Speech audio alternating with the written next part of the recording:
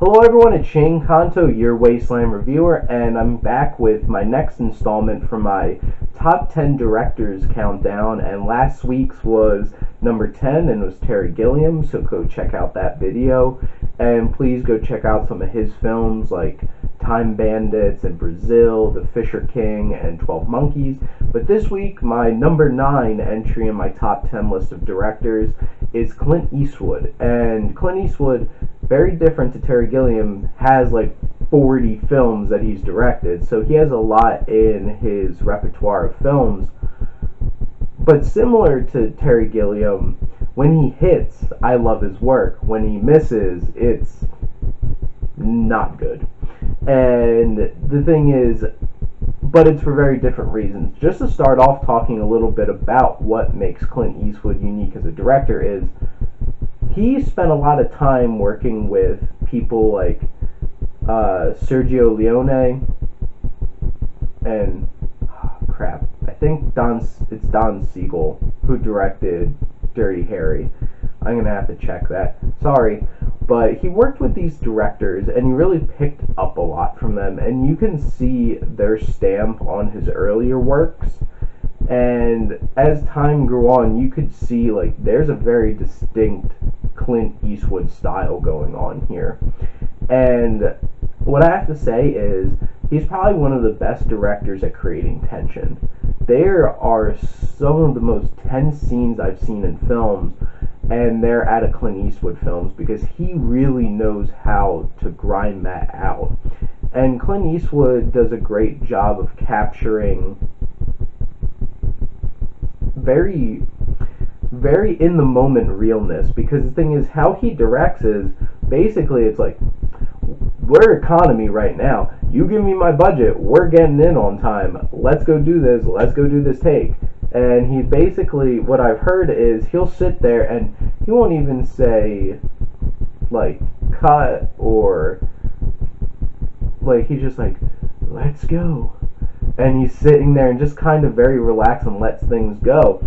And I'm going to talk a little bit more about this film, but Heartbreak Ridge was filmed in like 6 weeks. So it's basically like, I get my thing and I keep going.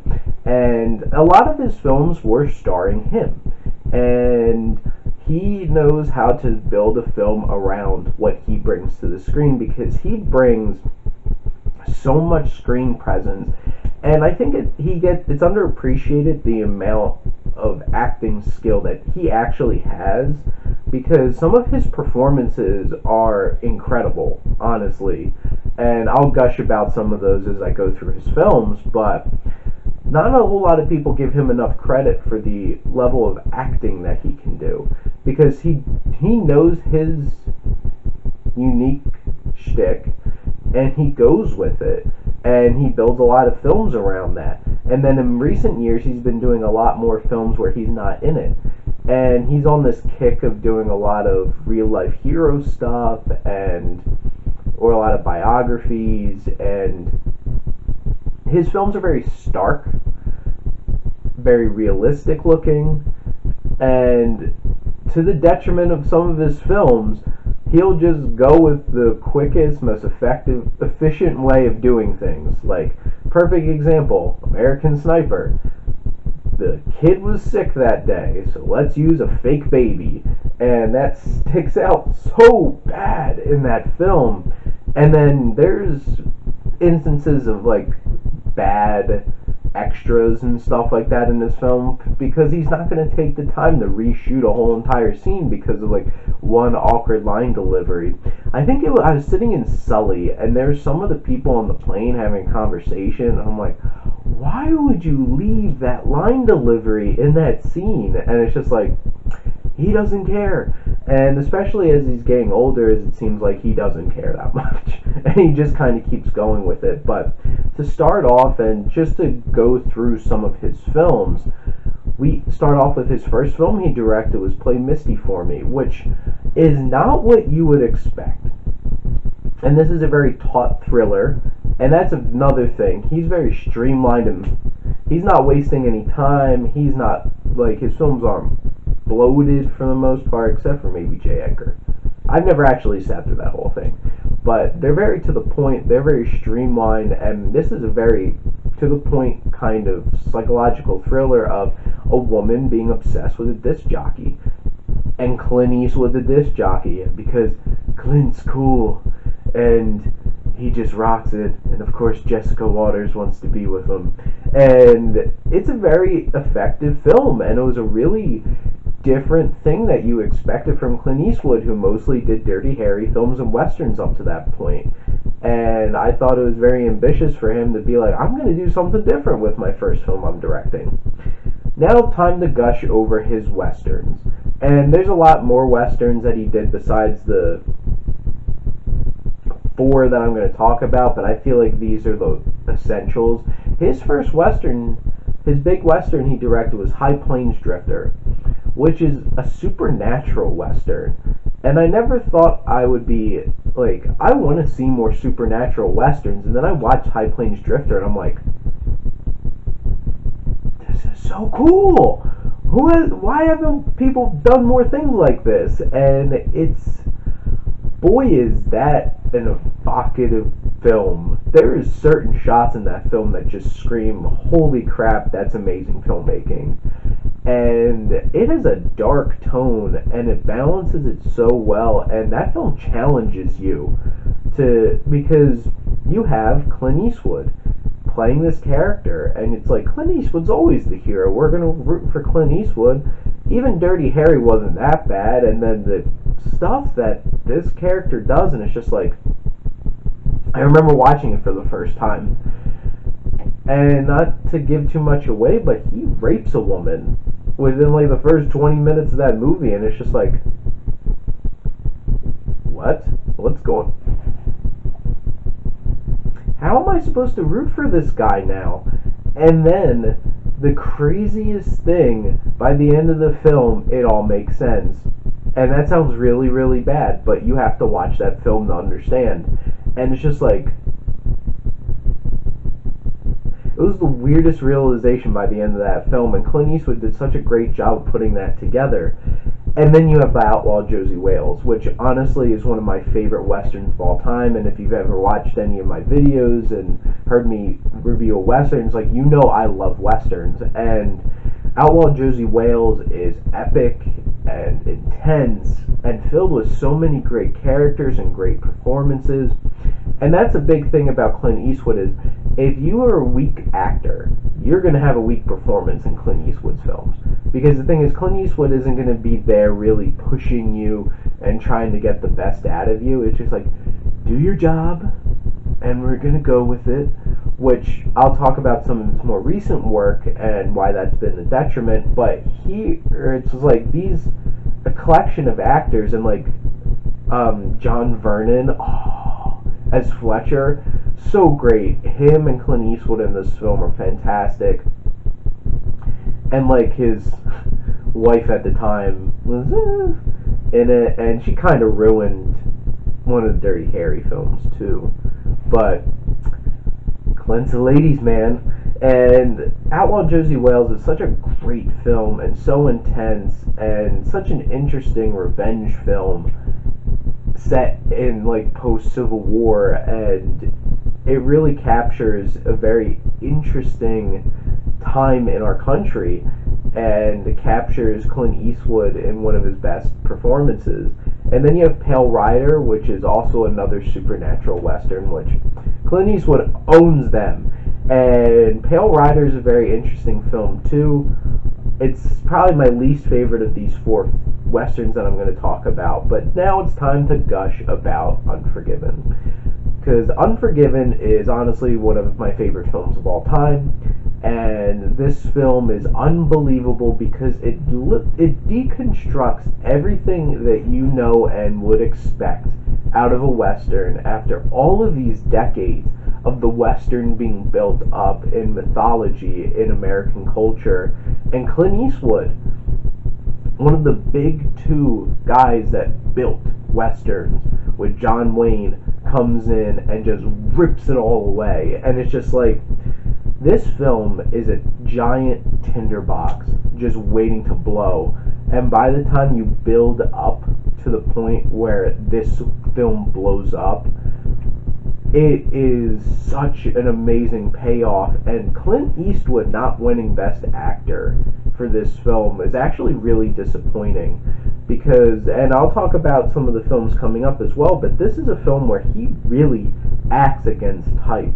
He's a very vulnerable man in this film until he's not.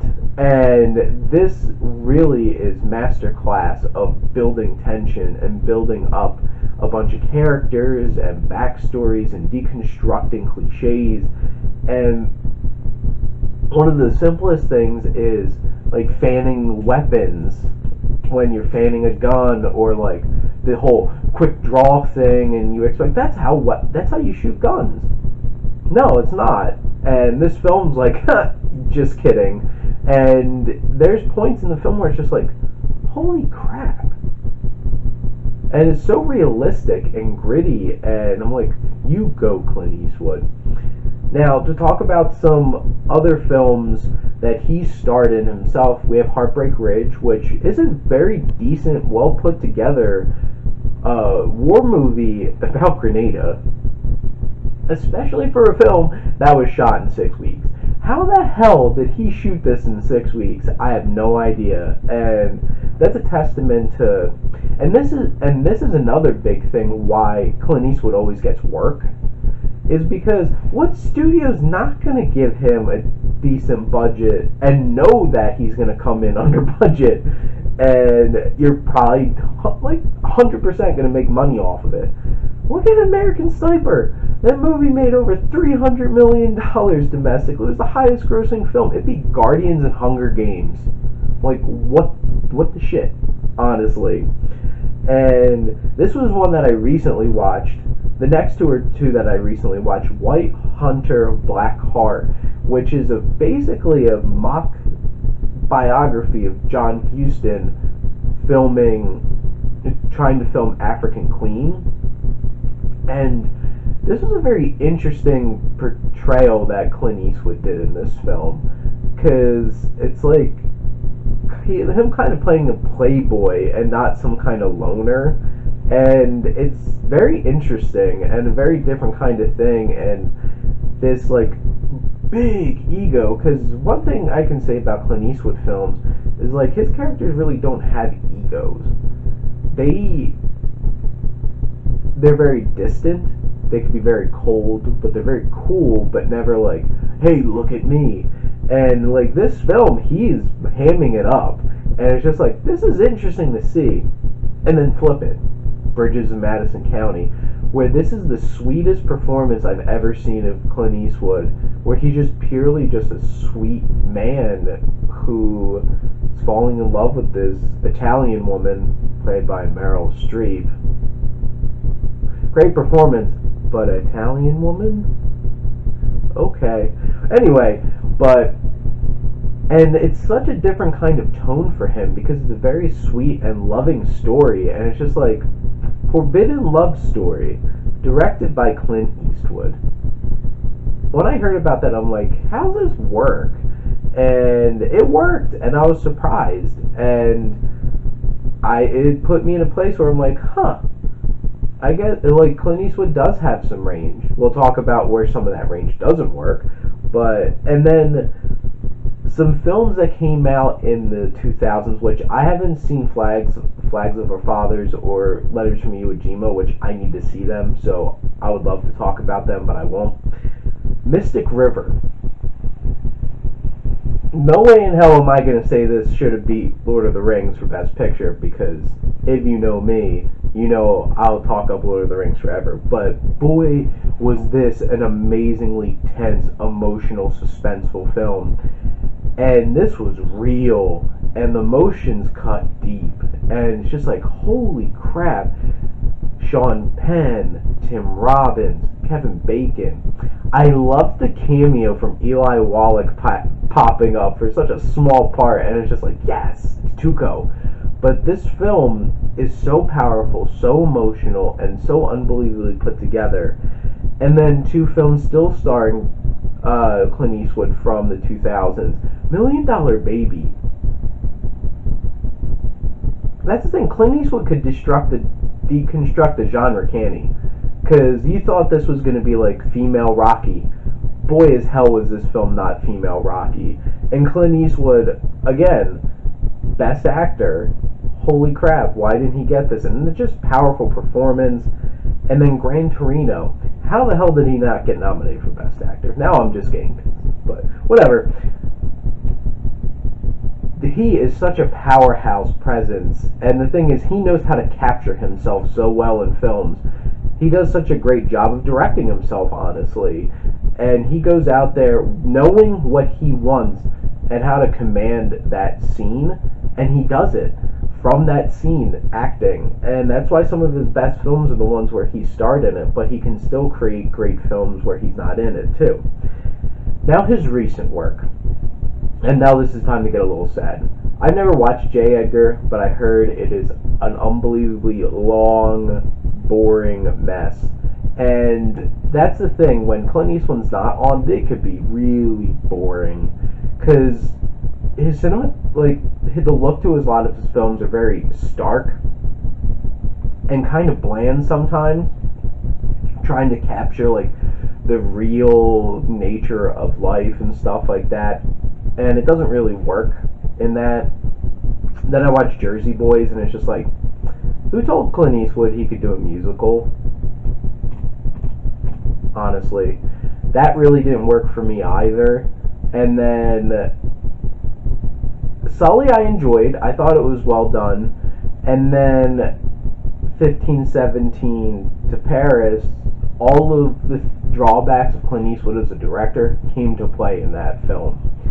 And then American Sniper, which a lot of people are like, it's overblown, blah, blah, blah, it shouldn't have been nominated for an Oscar. That movie is one of the tensest films to come out in the last few years, and Clint Eastwood does an amazing job of directing that film. So, you can stop. Is it the best film of that day? No, it shouldn't have won. But it is an unbelievably well-crafted, tense film, and Bradley Cooper is so fantastic in it. A lot of people are just mad because it didn't tell the whole story of Chris Kyle. And, yeah, Clint Eastwood did his own revisionist of his story. Well, the thing is, Clint Eastwood didn't write that. He directed it. And with the screenplay that was written, he did a great job with it. And that's that. So, I'm done talking about Clint Eastwood now. I'm going to put at the end of this video a list of films that I suggest you go check out of his, some of his best work. But keep checking in every week. Like and subscribe and comment. Let me know what you think of my videos. And thank you for supporting the Wasteland Reviewer.